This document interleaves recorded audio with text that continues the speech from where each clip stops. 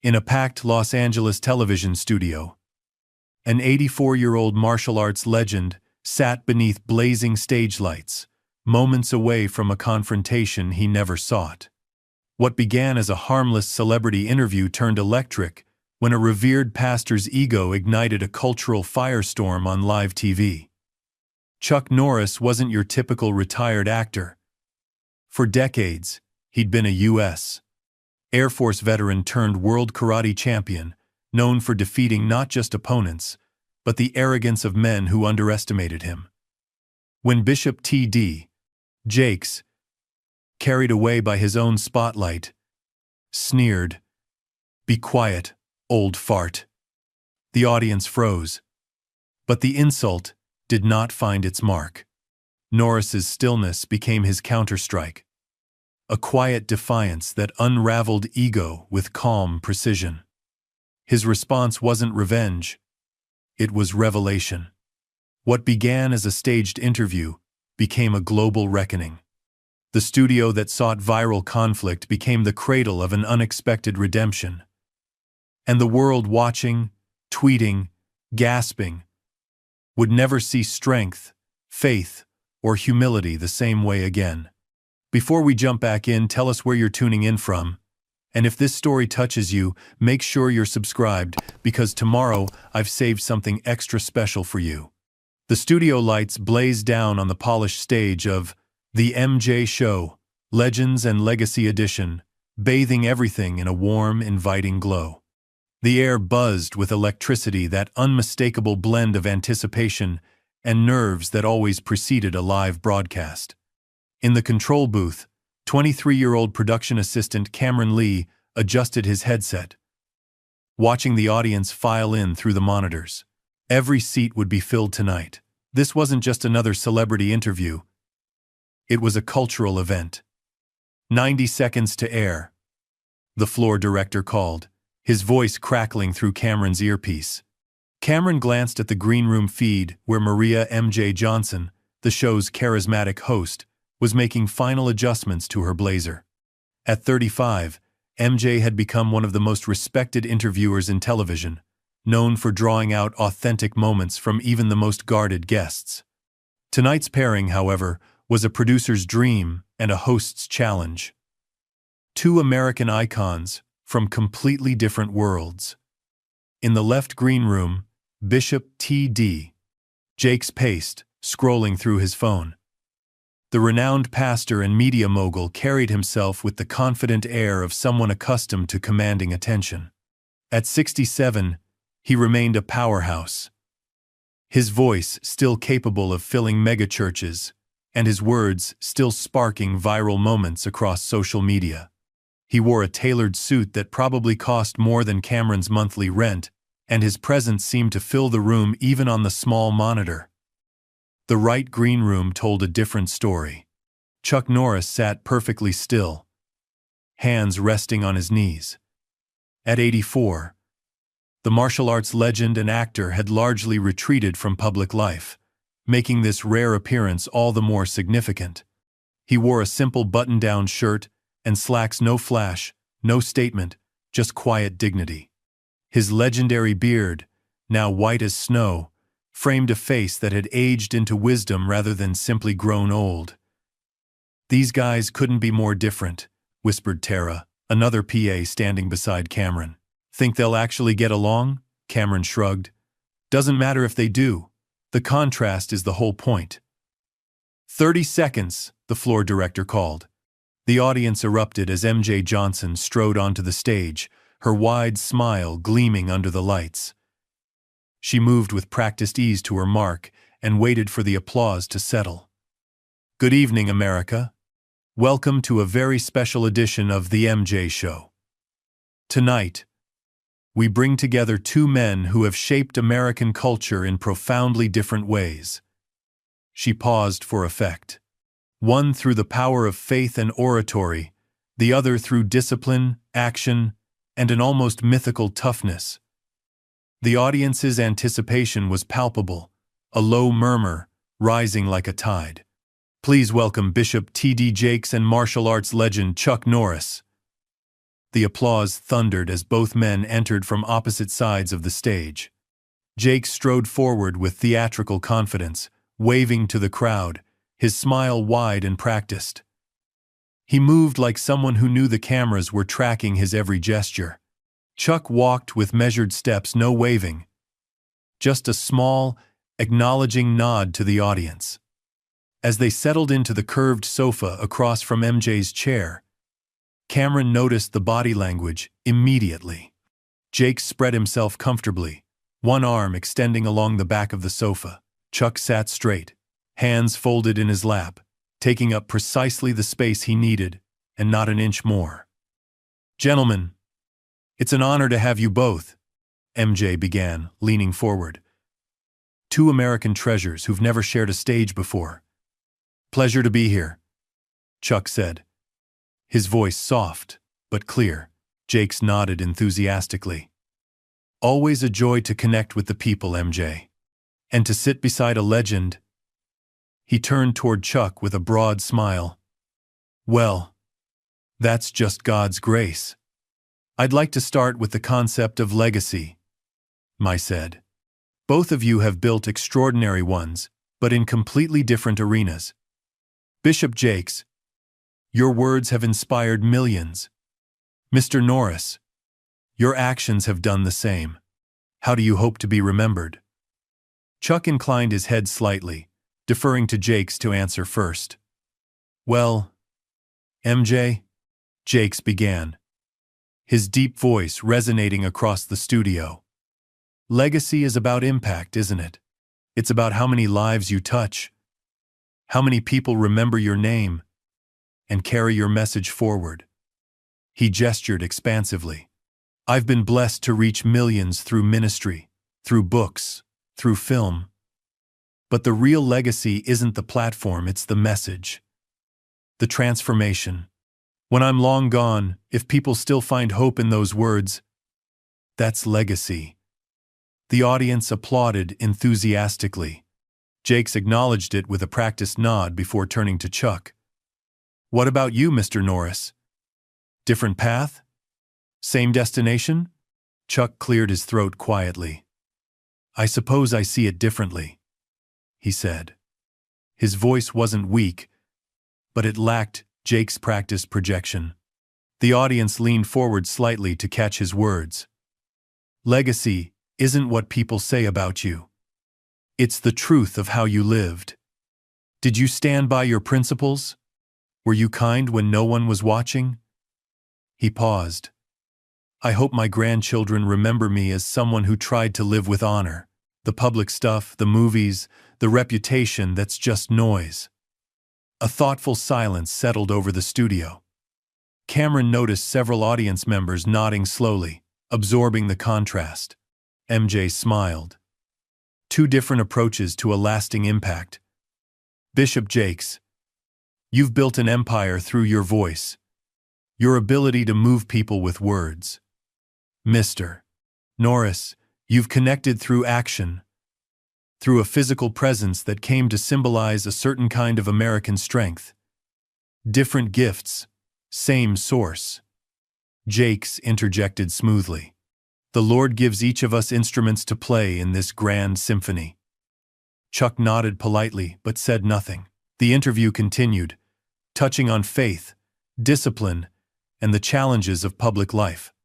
Cameron watched the monitors, noticing how the camera operators kept focusing on the contrast between Jakes's expansive gestures and Chuck's measured stillness. It made for compelling television, the preacher and the warrior, the voice and the fist, sharing the same space. But as the segment progressed, something subtle shifted.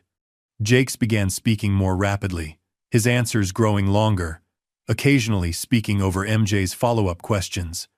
Each time Chuck began to respond, Jakes would interject with, "If I could just add to that," extending his own airtime. In the control booth, the director muttered, "Jakes is dominating. We need to balance this." MJ, sensing the imbalance, redirected. "Chuck, you've been quieter. I'd love to hear more about how your martial arts background shaped your approach to challenges." Chuck leaned forward slightly. The first lesson in martial arts is, and that's really the heart of what I've been saying all along. Jakes interrupted, speaking over Chuck. Challenges are spiritual battles before they're physical ones. You know, in my book, MJ's eyes flashed with professional irritation. Bishop, I'd love to hear Chuck finish his thought. The audience tensed slightly at the correction. Jake smiled, but Cameron could see the momentary flash of displeasure in his eyes. Of course, Jake said, gesturing magnanimously toward Chuck. Please, continue. I'm fascinated by the physical perspective. Something in his tone suggested condescension, a subtle framing of Chuck's wisdom as somehow less profound than his own spiritual insights. A few audience members exchanged glances. Chuck seemed unbothered. As I was saying, the first lesson isn't how to fight. It's when not to. Powerful, Mon said, seizing the moment. Let's take a quick break. And when we return, faith, fame, and finding purpose after the spotlight fades. Stay with us. As the cameras cut to commercial, Cameron watched the monitors closely. MJ leaned forward to say something to both men, probably reminding them about sharing the conversational space. Chuck nodded simply. Jake smiled broadly, placing a hand on MJ's arm as he responded, but Cameron couldn't shake the feeling that beneath the polished surface of the interview, something was building a tension that had nothing to do with faith or martial arts, and everything to do with the oldest struggle in human history: the battle between ego and humility. In the booth, the show's producer spoke into his headset. This is good television. The contrast is working. Let's keep pushing it when we come back. Cameron watched Chuck take a small sip of water, his expression unreadable. The young PA couldn't help but wonder what was happening behind those calm eyes, and what would happen when the cameras started rolling again. We're back in 3, 2. The floor director's voice faded as he pointed to MJ, signaling the return from commercial. MJ's smile beamed toward the camera. Welcome back to our special edition of The MJ Show, where we're joined by Bishop T.D. Jakes and Chuck Norris. She shifted in her chair, recrossing her legs. Before the break, we were discussing legacy and influence. I'd like to pivot slightly to something both of you have in common: longevity in the public eye and adapting to cultural changes. Jakes nodded enthusiastically, already formulating his response. Chuck, MJ continued, deliberately directing the question first. At 84, you've seen enormous cultural shifts. How have you stayed relevant across the decades? Chuck considered this for a moment. I'm not sure I have, he replied with surprising candor. Relevance isn't something I chase. Times change. Trends come and go. I focus on what doesn't change: honor, discipline, faith, family.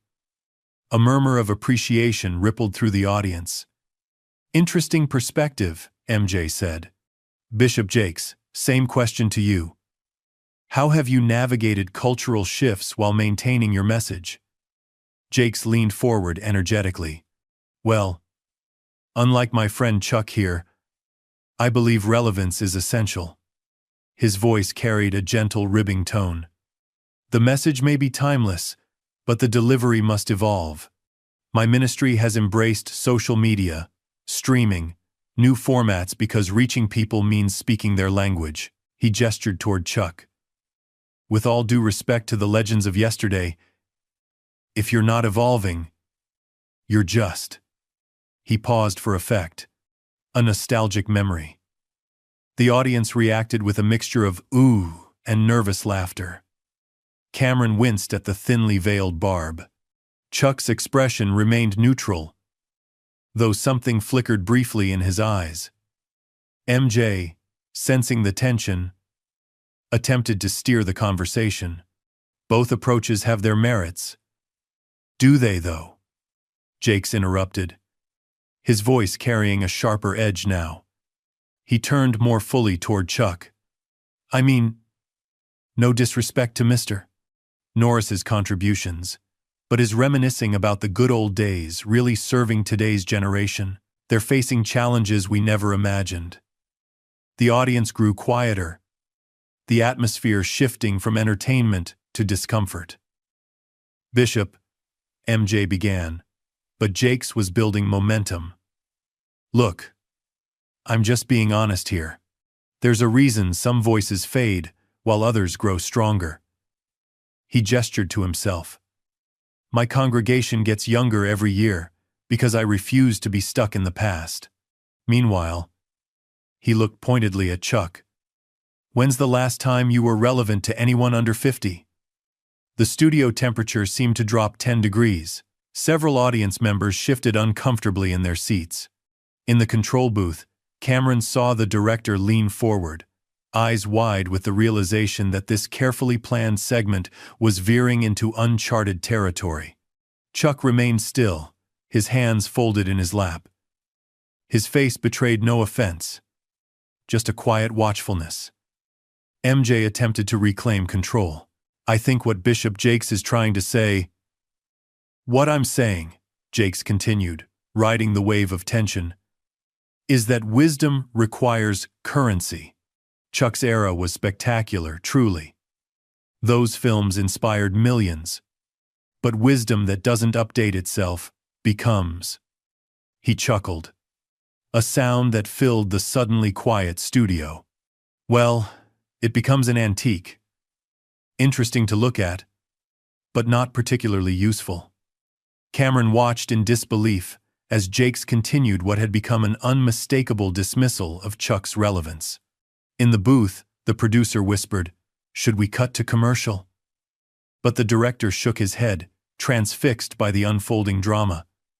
The problem with legends, Jakes continued, his voice carrying an almost patronizing warmth now, is they don't always know when to pass the torch. They hang around past their time, clinging to what was instead of embracing what is. MJ's professional smile had frozen on her face. I think we should— Be quiet, old fart, Jakes said, the words slipping out in what might have been an attempted joke, but landed like a slap. The adults are talking about relevance now. A collective gasp swept through the audience. Camera operators exchanged shocked glances. MJ's eyes widened in disbelief. Chuck Norris sat perfectly still, his expression unchanged. Bishop Jakes? MJ said sharply, professionalism barely containing her shock. That's completely— Oh, lighten up, Jakes said, with a dismissive wave, trying to recover with a laugh that didn't reach his eyes. Chuck knows I'm just playing. Don't you, Chuck? He reached over and patted Chuck's knee with forced camaraderie. For 3 excruciating seconds, silence filled the studio. Chuck looked down at Jakes' hand on his knee, then slowly raised his gaze to meet the pastor's eyes. The audience held its collective breath. Even the cameramen seemed frozen, the red recording lights the only movement in the room. In the control booth, Cameron whispered, "Holy shit. Cut to commercial." The director finally ordered, but before the transition could happen, Chuck Norris spoke. "I'd like to respond if I may." His voice was quiet but clear, carrying no anger or defensiveness, just a simple request. Something in his tone made even Jakes pause. MJ, relief washing over her face at Chuck's calmness, nodded quickly. "Of course, please do." The director's hand hovered over the controls, then retreated. Whatever was coming, it would happen live, unfiltered, in front of millions. Chuck shifted slightly, turning to face Jakes more directly. His movements were unhurried, deliberate. When he finally spoke, his voice remained level, not raised in defense or lowered in shame. "You know," he began, "when I was younger, I might have responded differently to words like that.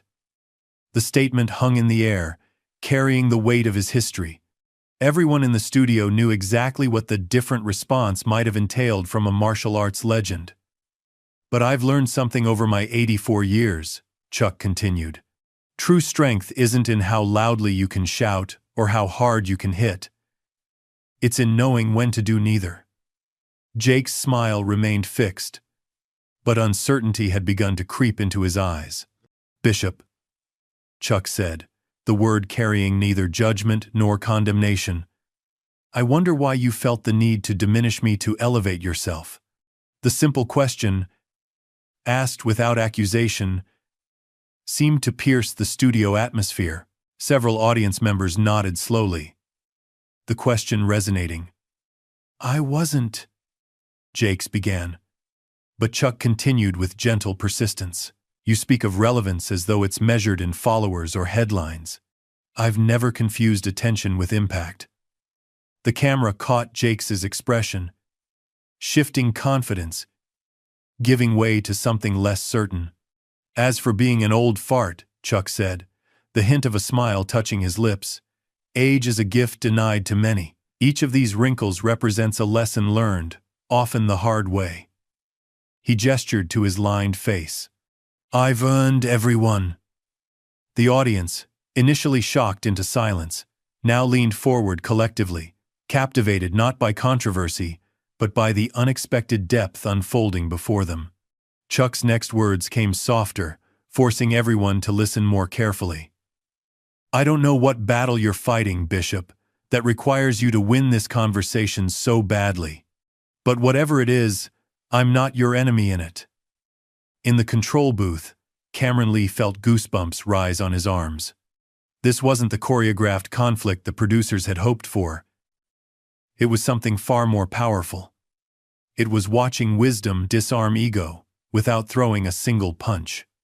The studio remained suspended in a moment that seemed to stretch beyond the constraints of a television segment.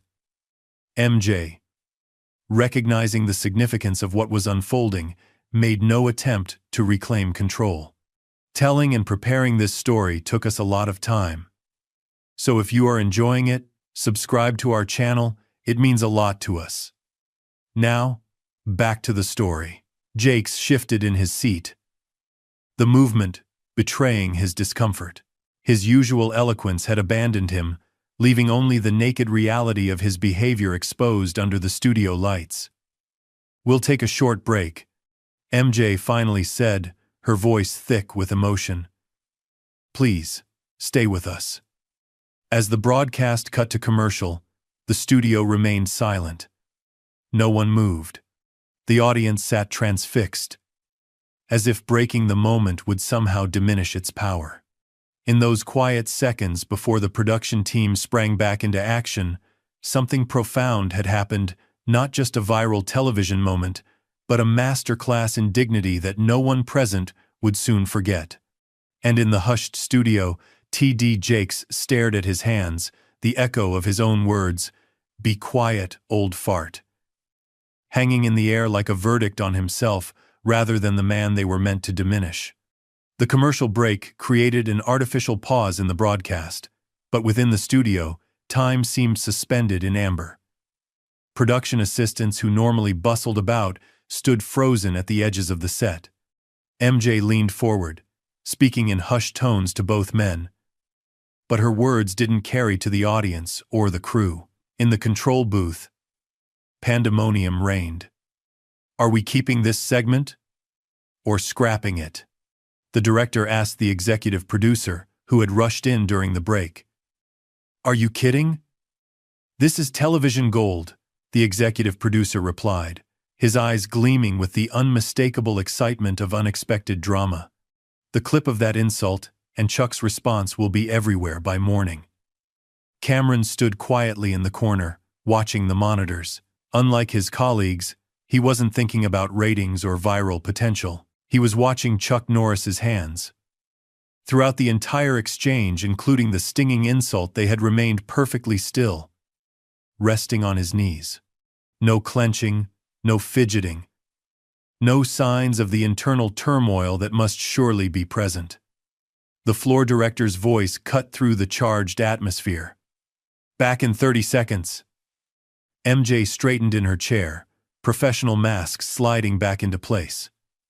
Jakes adjusted his tie, a flash of something uncertainty, perhaps even shame crossing his features before his practiced smile returned.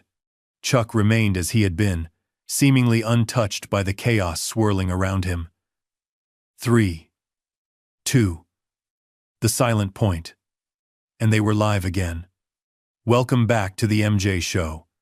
Millimong Grace, Mace from Loner. Millim Race Maces. Maces Races. She turned toward Jakes. Bishop. Would you like to address what happened? Jakes cleared his throat, his usual oratorical confidence momentarily diminished. I think perhaps my attempt at humor crossed a line, he began, the words coming carefully. Television is entertainment, and sometimes in trying to create compelling moments, we can get carried away. The explanation hung in the air, not quite an apology. More a justification wrapped in vague regret. Chuck's expression remained impassive, neither accepting nor rejecting the quasi-apology. Chuck, May said, turning toward him. Your response was remarkably measured. Many people might have reacted differently to being called. What you were called on national television. A soft murmur rippled through the audience. The insult still resonated, impossible to ignore, despite Jakes' attempt to smooth it over. Chuck shifted slightly, his movements deliberate and unhurried.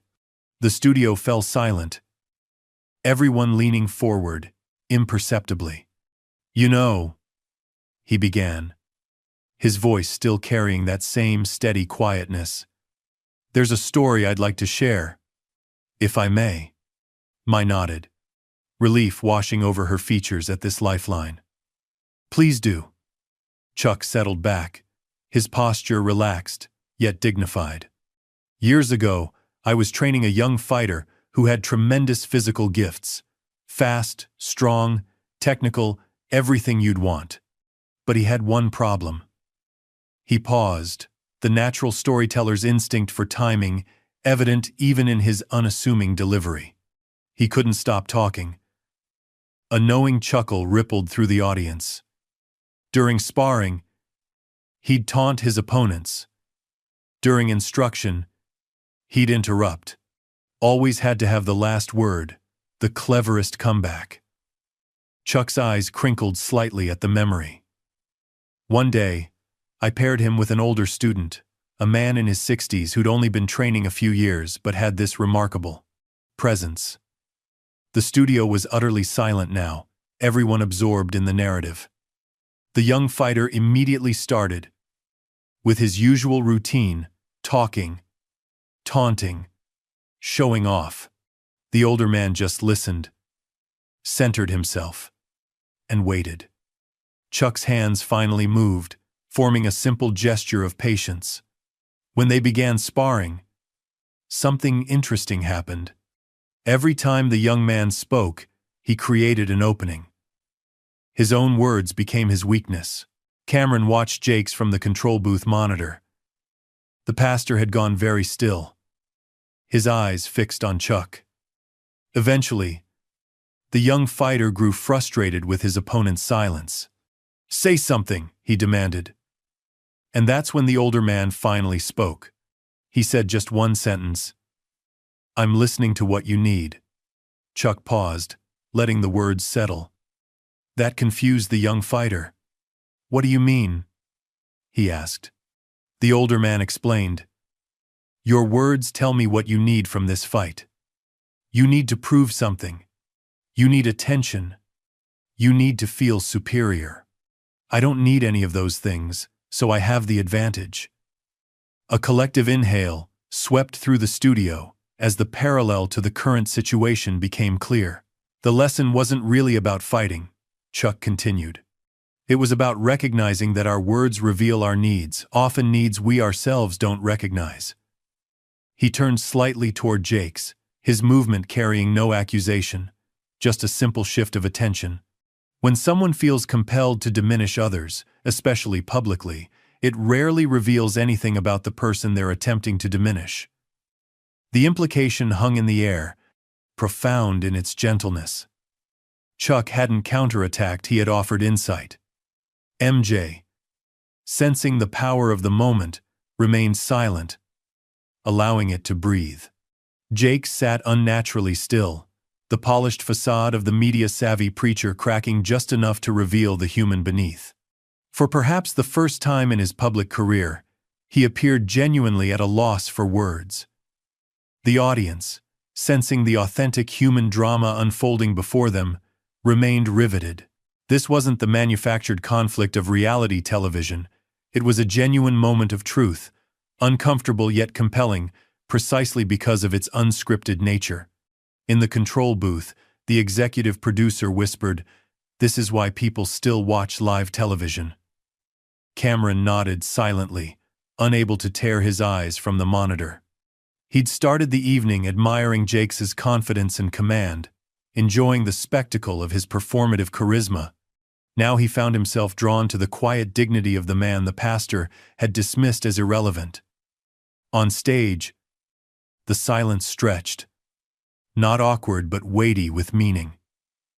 Chuck seemed perfectly comfortable in it, while Jakes appeared increasingly uncomfortable, shifting slightly in his seat. Finally, MJ spoke. "Bishop Jakes, would you like to respond to Chuck's story?" Jakes smoothed his tie, buying a moment to compose himself.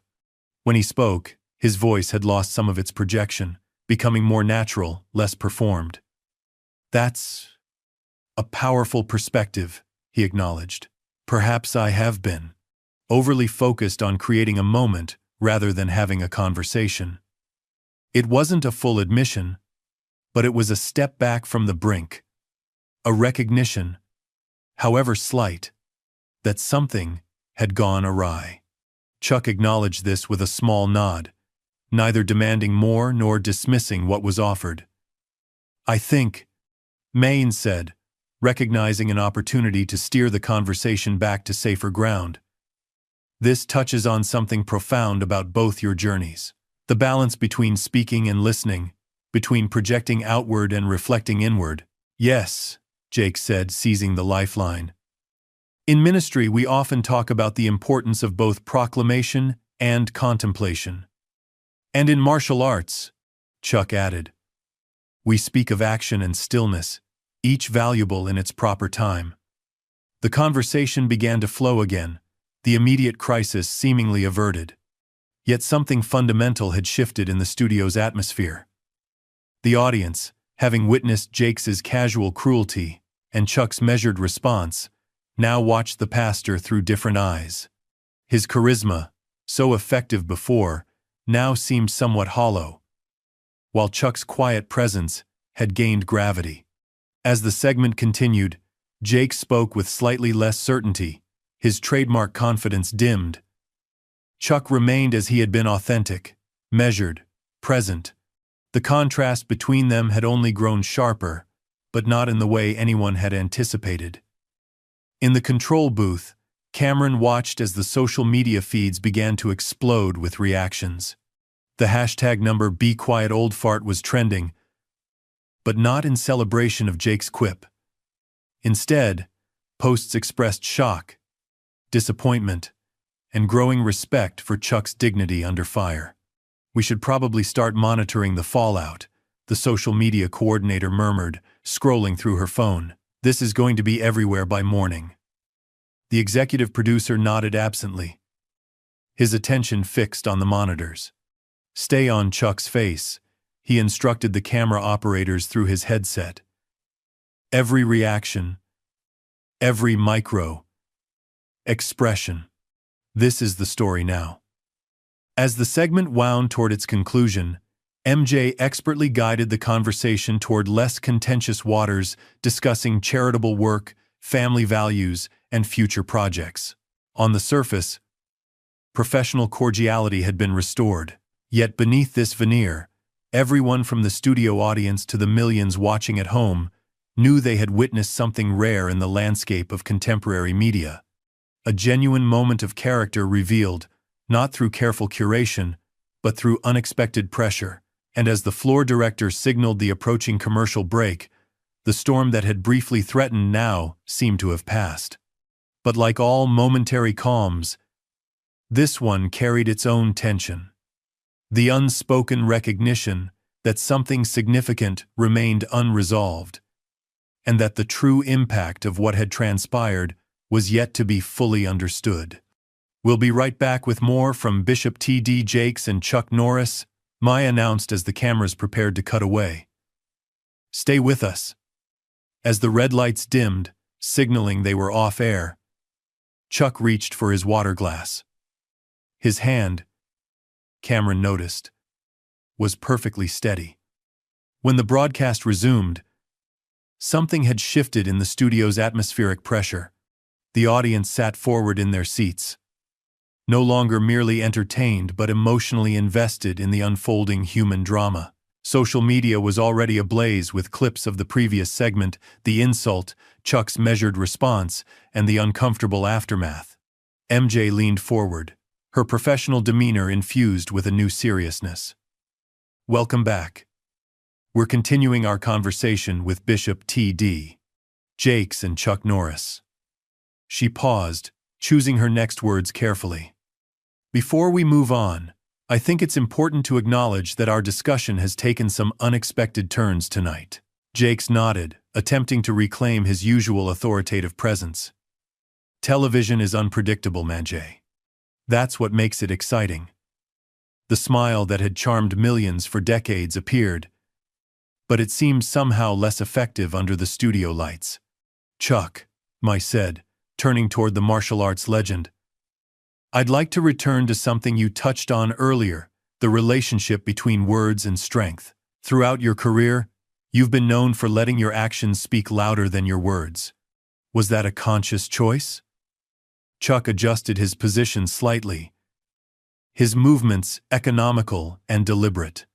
It wasn't something I philosophized about, he replied, his voice carrying that same unhurried calm. It was practical. In martial arts, excessive talking wastes energy and telegraphs your intentions. A small smile touched his lips. My instructor used to say, a mouth that's open isn't ready to strike or defend. A ripple of appreciation moved through the audience. But beyond the practical, Chuck continued, I discovered something important over time. The more secure I became in who I was, the less I needed others to acknowledge it. The words landed with quiet force. Several audience members nodded in recognition. Jakes shifted in his seat, the movement betraying his discomfort with this line of discussion. Although, he interjected, there's biblical precedent for the power of proclamation. Death and life are in the power of the tongue, he quoted. Sometimes speaking truth boldly is exactly what's needed.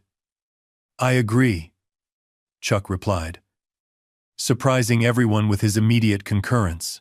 Words have tremendous power, which is precisely why they require such care. The simple statement hung in the air, its implication unmistakable in the context of what had transpired earlier. MJ, sensing the renewed tension, attempted to broaden the conversation.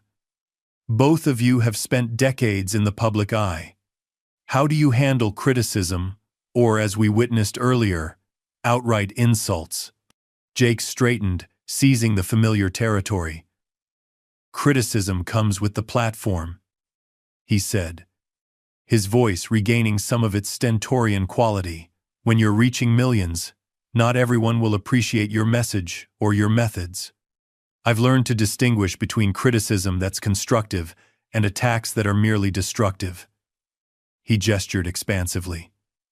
As leaders, we must have thick skin. People project their own issues onto public figures. Understanding that helps me respond with compassion rather than defensiveness. The irony of his statement, given the evening's events, wasn't lost on the audience. Several exchanged glances, the disconnect between Jakes' words and his actions palpable. Chuck? MJ prompted, turning to the quieter presence on her stage. Chuck nodded thoughtfully. I've found that most criticism contains at least a kernel of truth, even when it's poorly delivered. He paused. The challenge is to find that kernel without being distracted by the delivery. And what about tonight? MJ asked. The question direct yet gentle. The comment directed at you was quite harsh. A hush fell over the studio. Cameron, watching from the control booth, held his breath along with everyone else. This was the moment, the direct acknowledgement of the elephant in the room.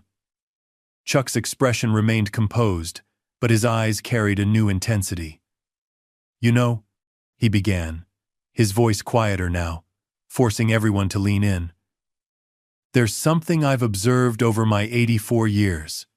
The people most concerned with appearing strong are often carrying the heaviest burdens of insecurity.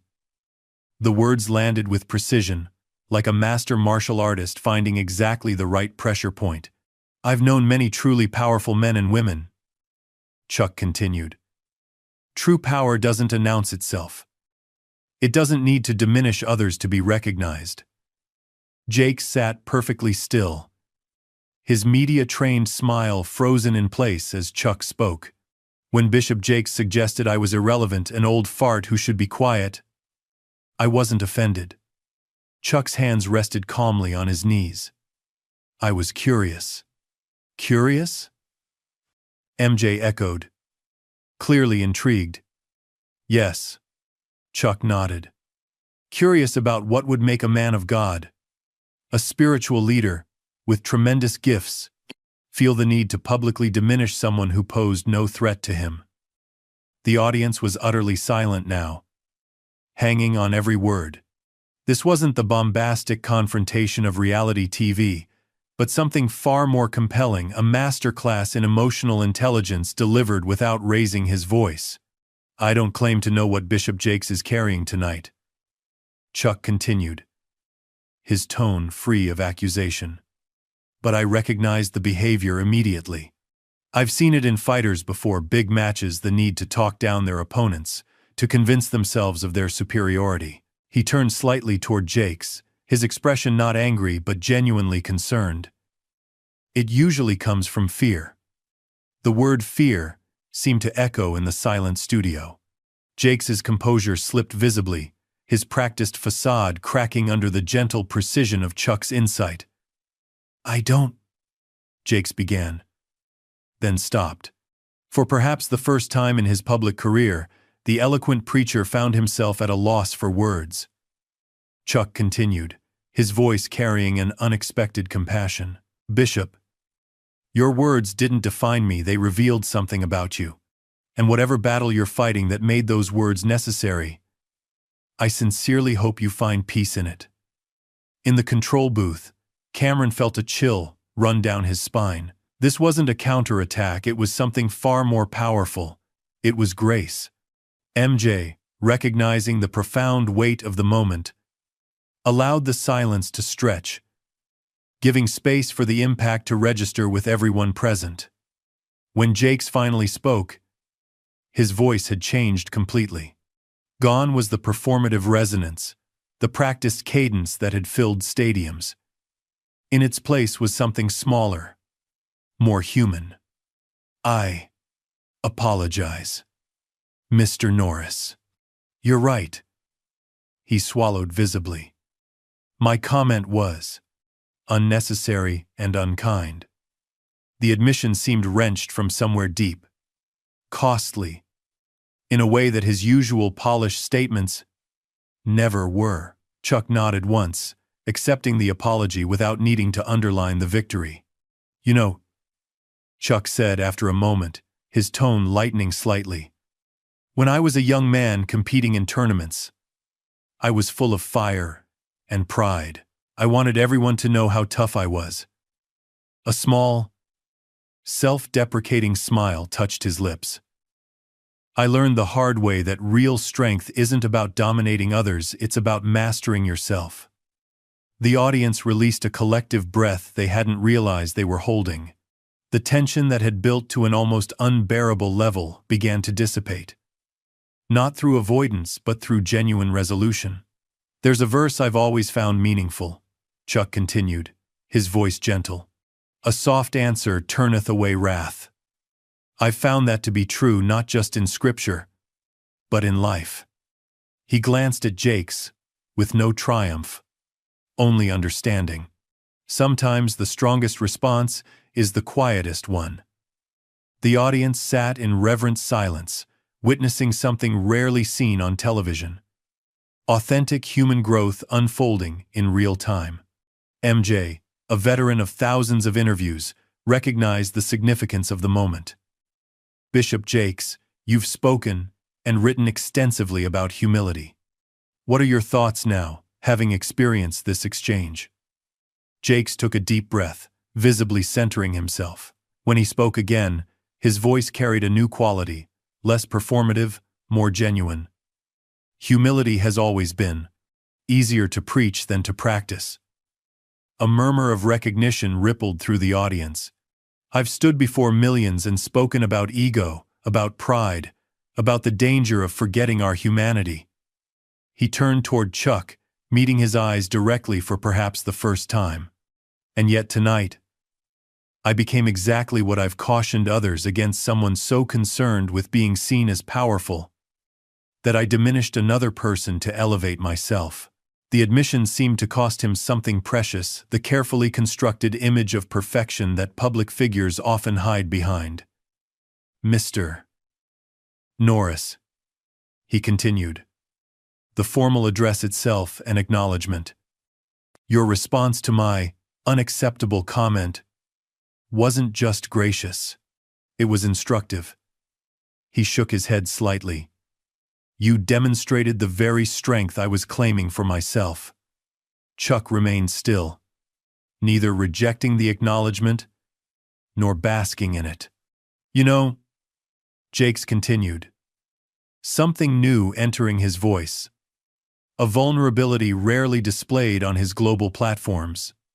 Before coming on stage tonight, I received some difficult news. He paused, clearly weighing how much to share. My most recent book. The sales figures came in well below expectations. The publisher is questioning our contract for the next 3. A ripple of surprise moved through the studio. This wasn't the kind of personal admission typically shared on national television, especially by someone known for projecting unwavering success. I've built an identity around relevance, around influence. Jakes continued. When those numbers hit my phone right before walking on stage, I think I needed to prove something. And you, he nodded toward Chuck, with your quiet confidence, became the target. Chuck nodded slowly. Fear often wears the mask of aggression, he said. Not as a judgment, but as a simple observation. Exactly that, Jakes agreed, a genuine smile finally breaking through the practiced one. You know, in all my years of ministry, I've found it far easier to offer wisdom than to receive it.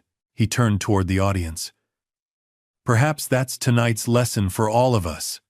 Humility isn't just about how we speak about ourselves, it's about how genuinely willing we are to learn from others. The studio audience responded with the first authentic applause of the evening, not the obligatory response to celebrity, but recognition of something true. MJ, sensing the powerful turn in the conversation, leaned forward. Chuck, throughout this unexpected exchange, you've maintained remarkable composure. Where does that come from? Is it martial arts training, life experience, faith? Chuck considered this for a moment. All of those, I suppose. But mainly, it's understanding that reactions are choices. His weathered hands rested comfortably on his knees. When someone directs anger or insults toward you, they're offering a gift, the opportunity to demonstrate who you truly are. A young woman in the front row visibly wiped away a tear. I could have responded with anger. Chuck continued. 50 years ago, I might have.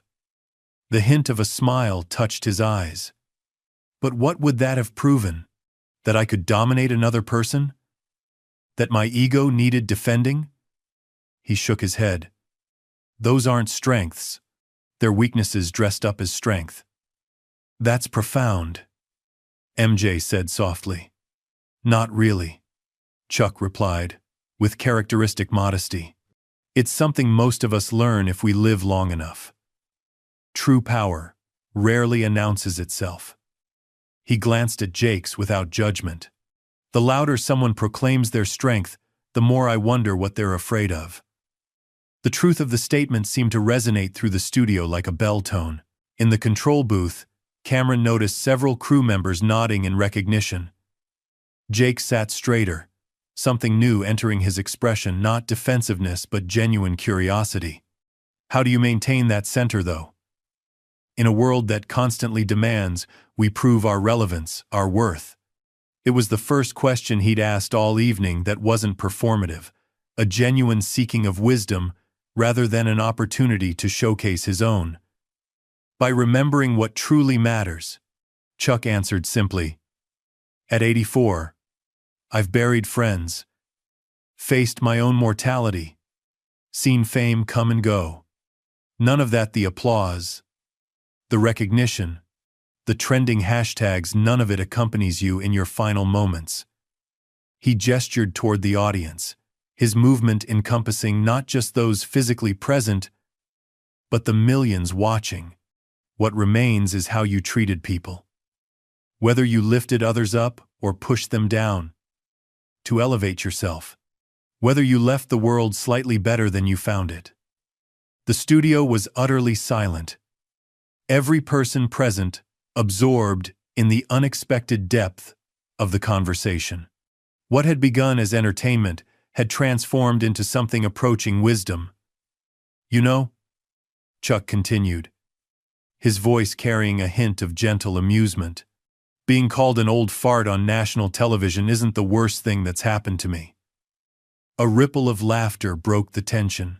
When you've lived through war, lost loved ones, faced your own failures, a moment of disrespect puts things in perspective.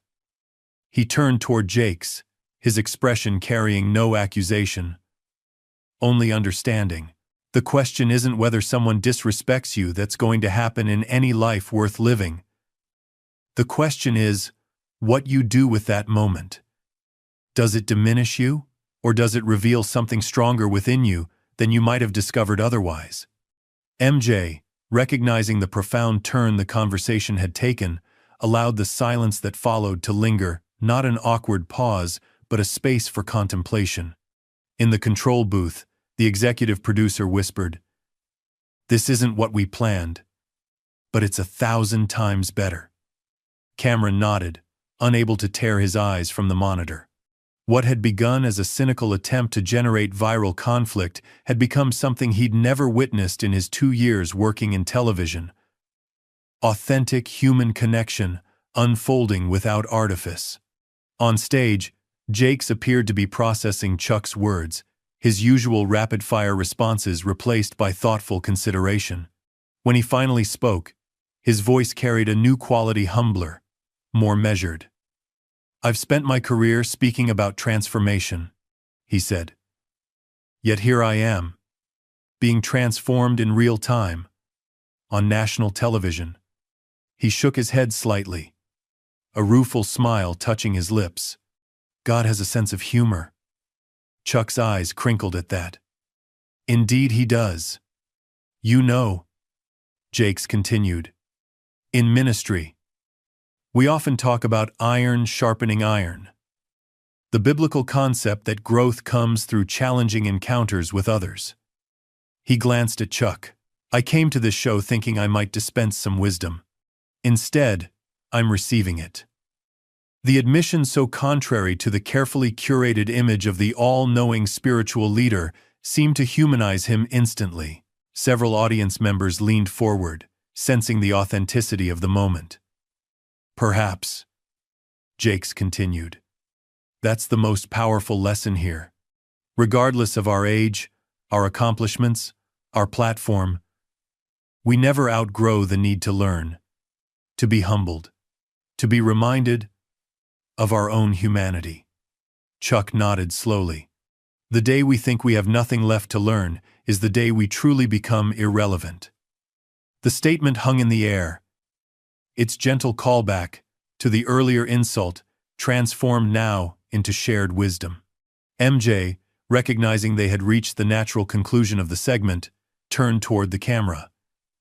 We'll take a short break, and when we return, we'll open up for some audience questions. Please, stay with us.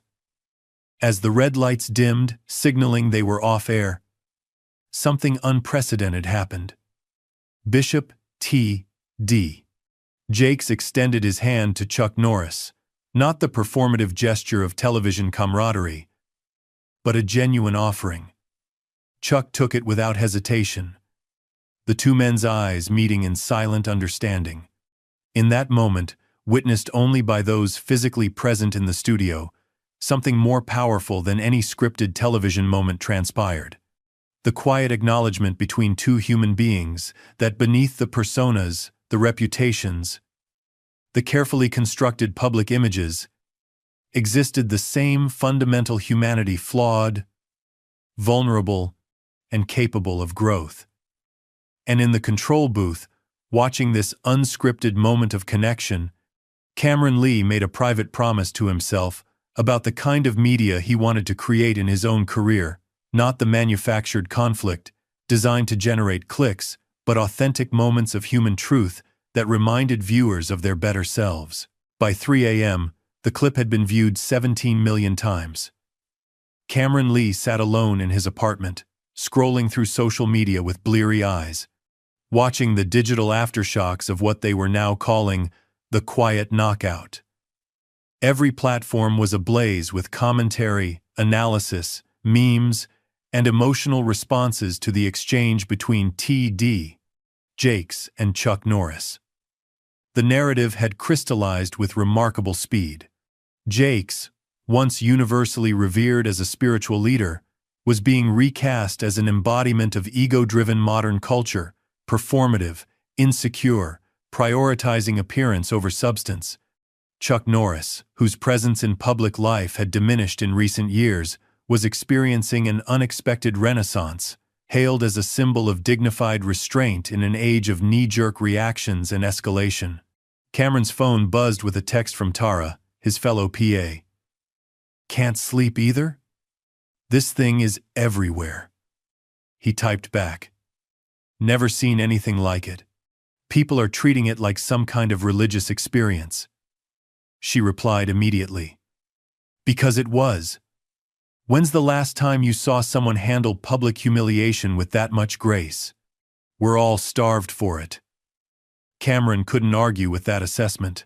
In a media landscape dominated by outrage and performative conflict, Chuck's response had landed like water in a desert, not because it was flashy, but precisely because it wasn't. His Twitter feed continued to update with fresh takes. "That silence was louder than any sermon I've ever heard." Number, "Be quiet, old fart." Watch this 10 times. Notice how Chuck never raises his voice, never attacks back, just offers insight. That's strength. Bishop Jake's been preaching humility for decades, but Chuck Norris just showed it to millions in 2 minutes. The hashtag number, "Be quiet, old fart," had been repurposed from mockery, admiration, with thousands sharing stories of elderly mentors, grandparents, and teachers whose quiet wisdom had shaped their lives. What had begun as an insult had transformed into a cultural touchstone overnight, a shorthand for dignity under fire. Cameron's screen flashed with a notification. The network had released viewing figures. 9.2 million live viewers, their highest rating in 5 years. The YouTube clip had already surpassed 20 million views and was climbing by the minute. He set down his phone, rubbing his tired eyes. Tomorrow, technically later today, he was due back at the studio for the morning debrief.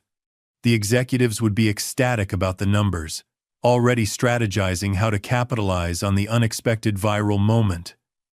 But something about that approach felt wrong. cheapening what had transpired. What they had witnessed wasn't content to be monetized. It was a genuine human moment that had accidentally been captured on camera. Cameron's phone buzzed again.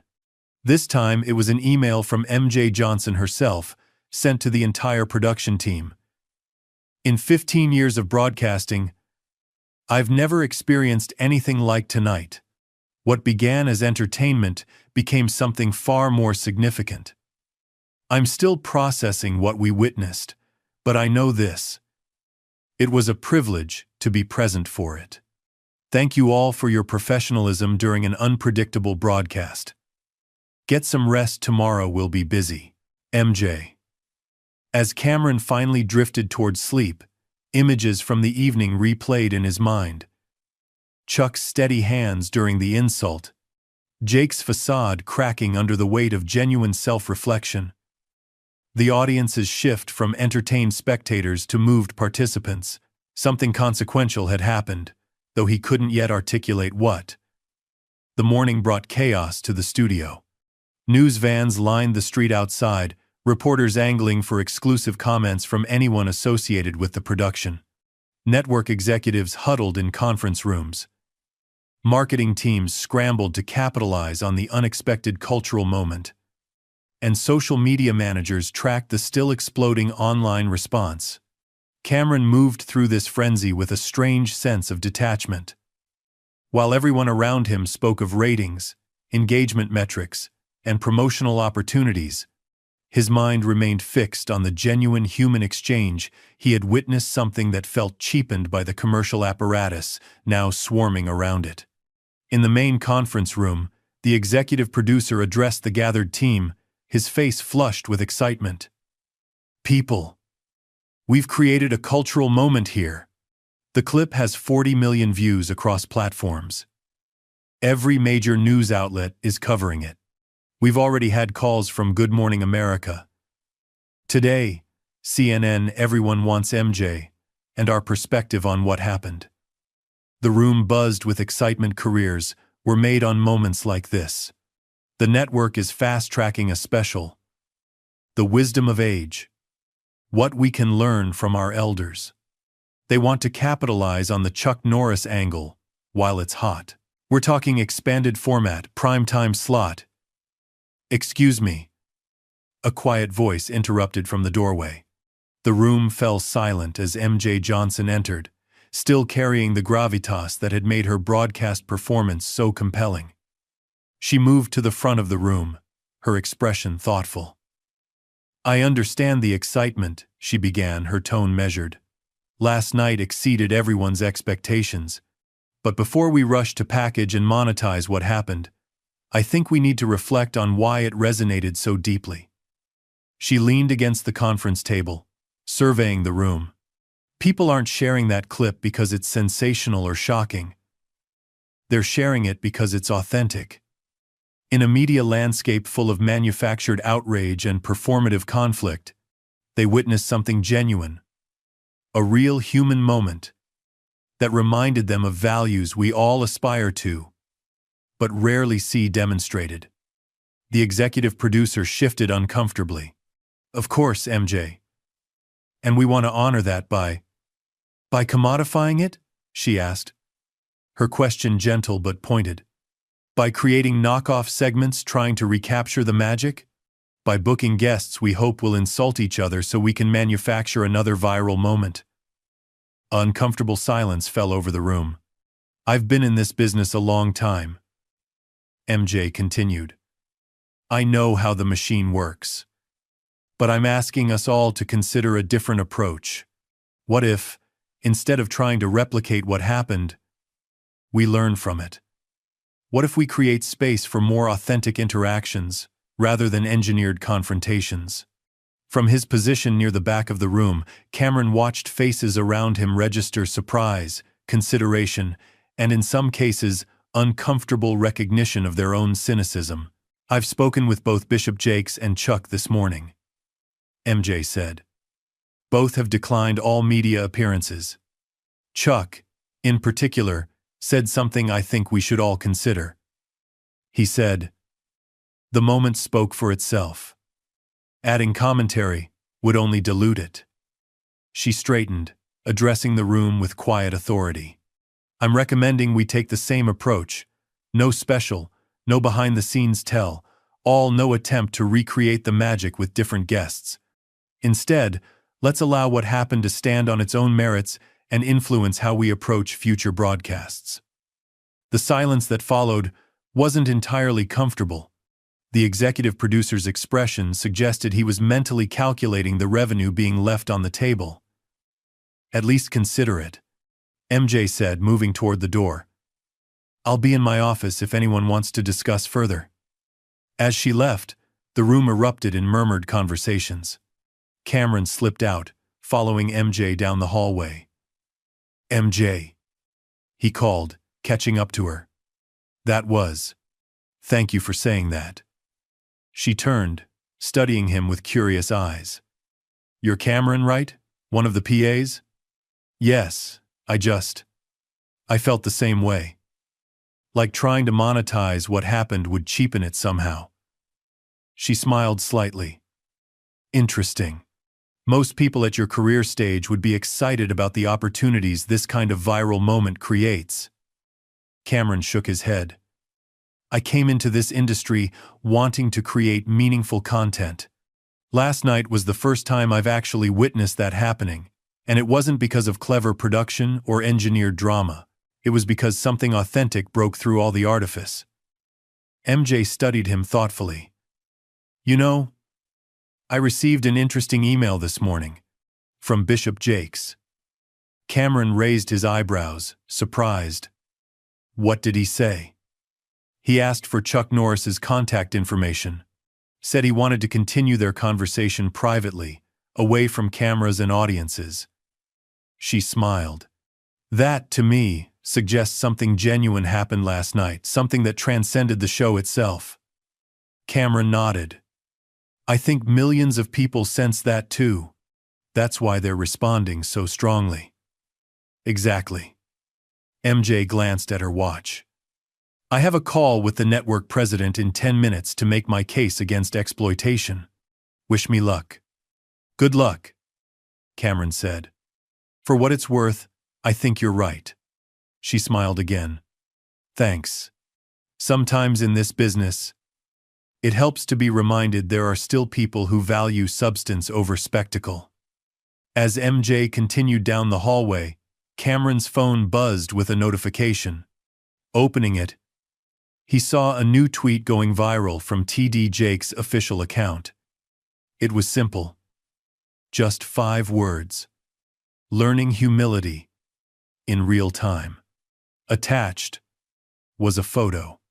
Jakes sitting alone in what appeared to be his study, an open Bible before him, his expression thoughtful and subdued.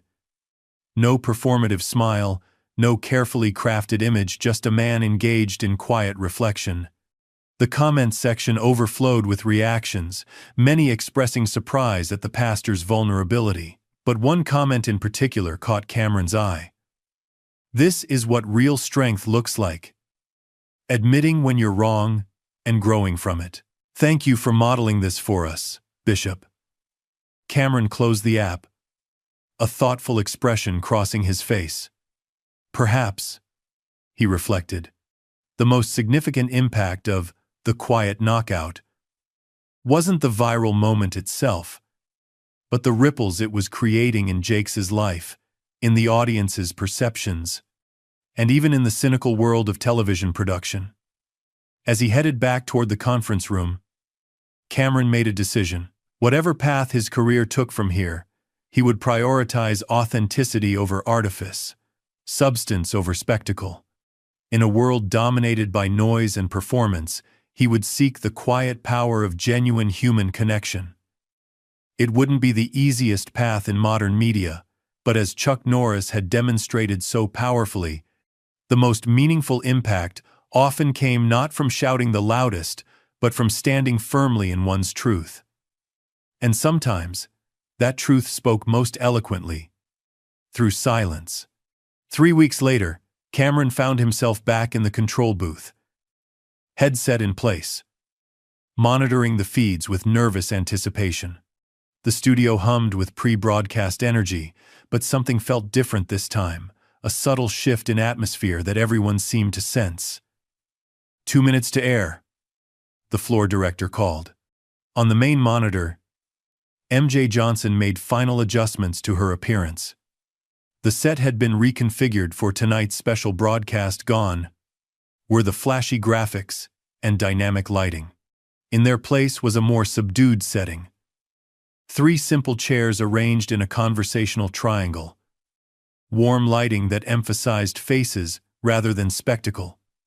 No studio audience present. "You ready for this?" Tara asked, adjusting sound levels beside him. Cameron nodded. "Still can't believe they agreed to it.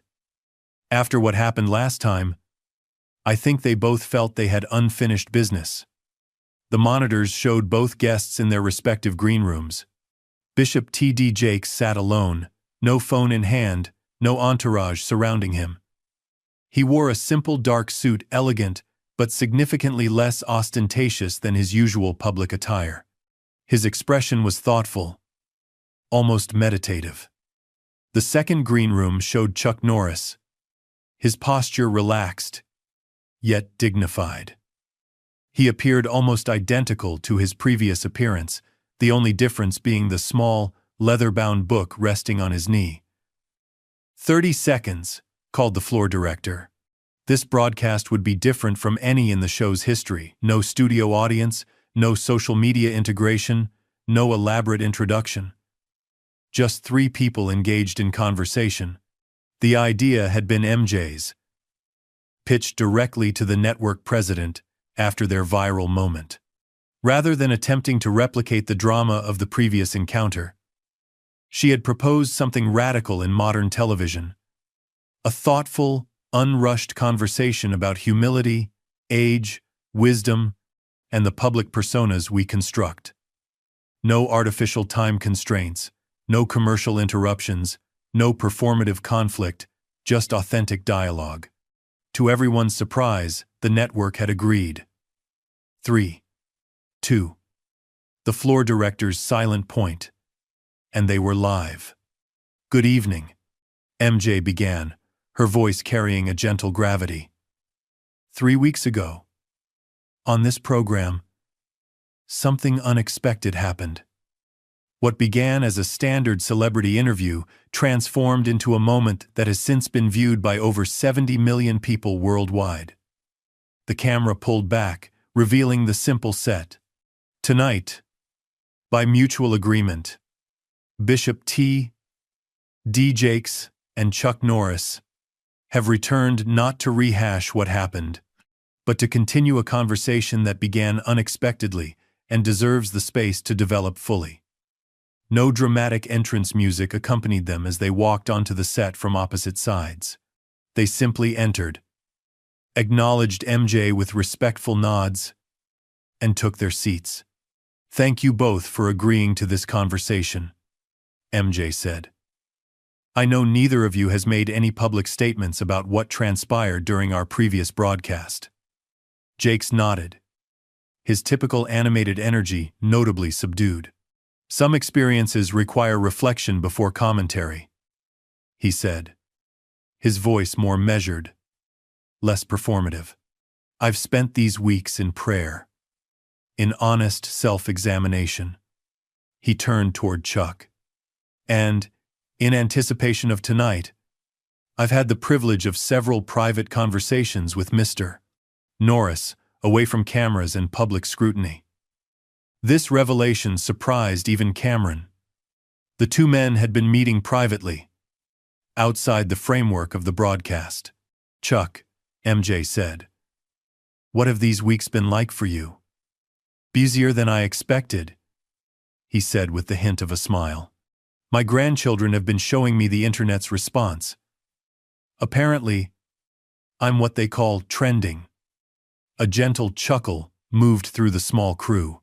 "But beyond that," Chuck continued, "I've been thinking about why that moment resonated so deeply with so many people. What need it fulfilled in our current culture?" "And what conclusions have you reached?" MJ asked. I believe people are hungry for authenticity, Chuck replied simply.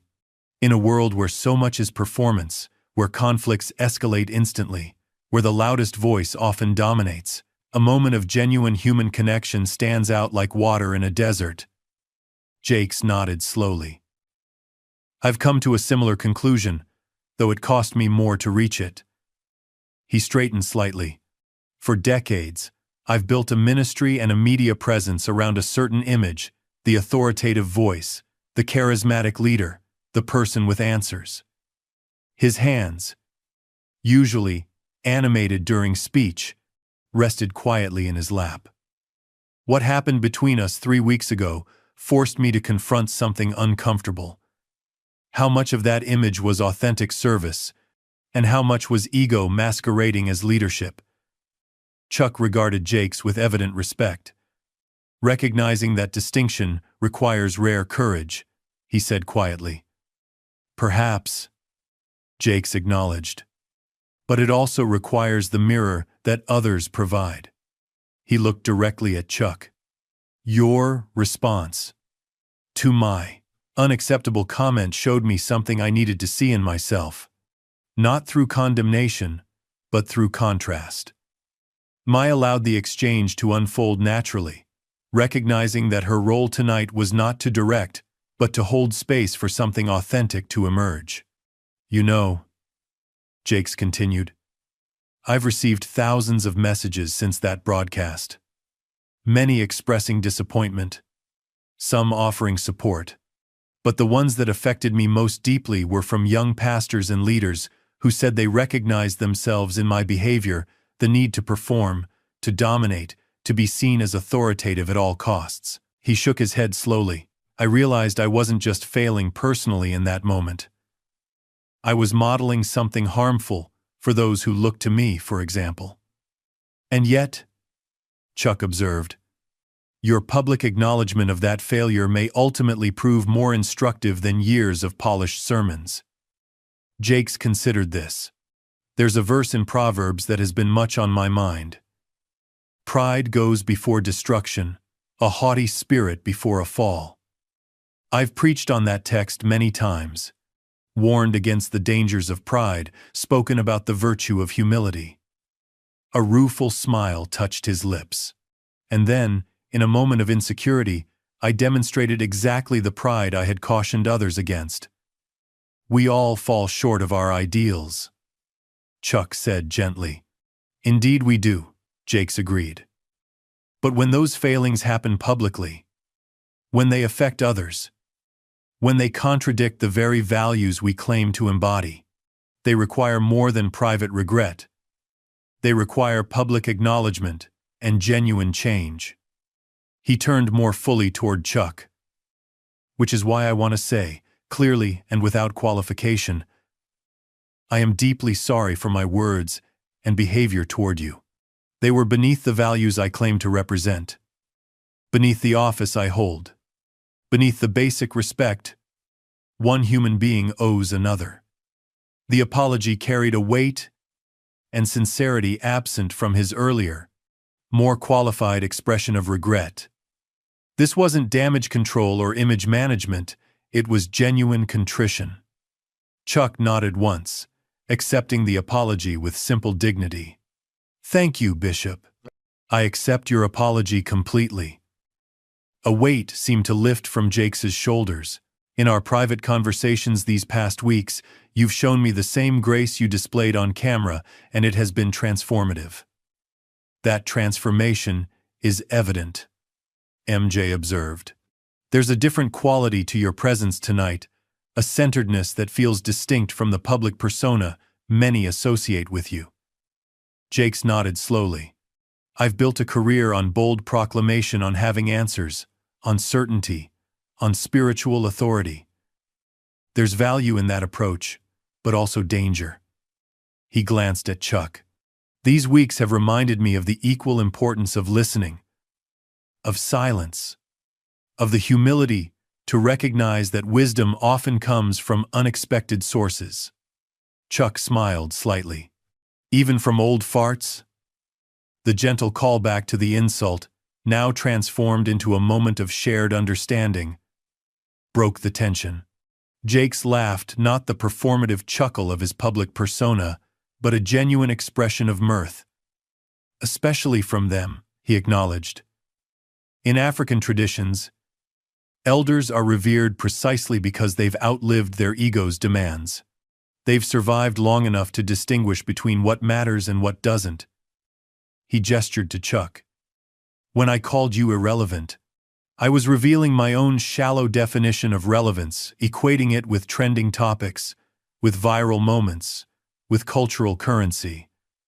A thoughtful expression crossed his face. True relevance isn't measured in retweets or viewing figures.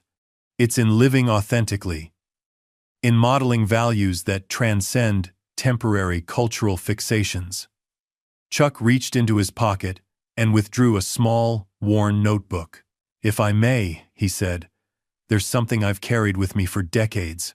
Words from my first martial arts instructor that shaped my understanding of true strength. He opened the notebook to a marked page. The oak tree stands tall and proud until the storm breaks it. The reed bends with the wind and survives to stand another day. He looked up from the page. Humility isn't weakness disguised as virtue. It's the practical wisdom to recognize our limitations, to bend rather than break when life tests us. I've spent a lifetime trying to be the oak, Jakes admitted, standing tall, unmoved, projecting strength and certainty.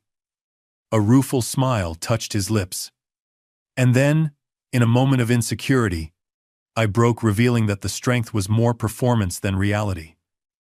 Yet here you are, Chuck observed, growing from that breaking.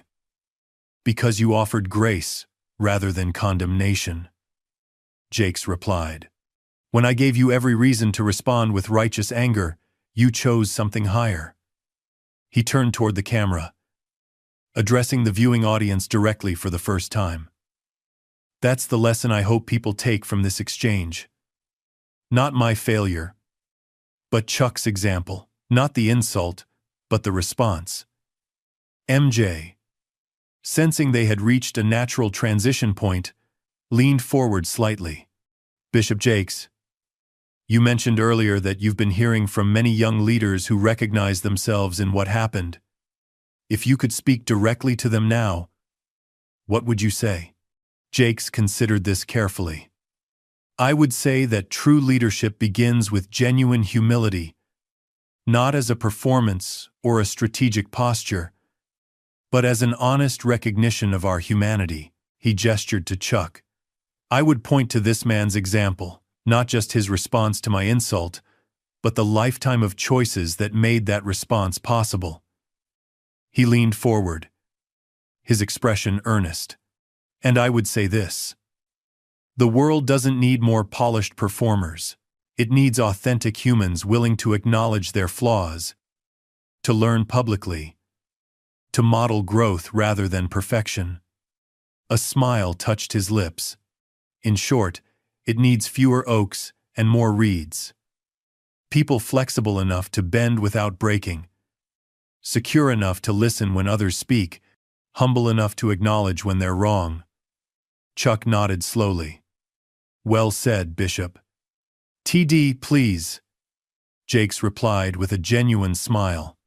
After these weeks of conversation, I think we've moved beyond formalities.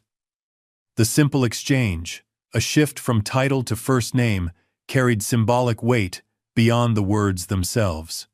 It represented the transition from public personas to authentic connection, from performance to relationship. As the broadcast concluded, there was no dramatic ending, no performative embrace for the cameras. Just three individuals who had engaged in genuine dialogue, each visibly affected by the exchange. As Chuck and Jakes rose from their chairs, shaking hands with quiet dignity, Cameron noticed something that the cameras didn't capture.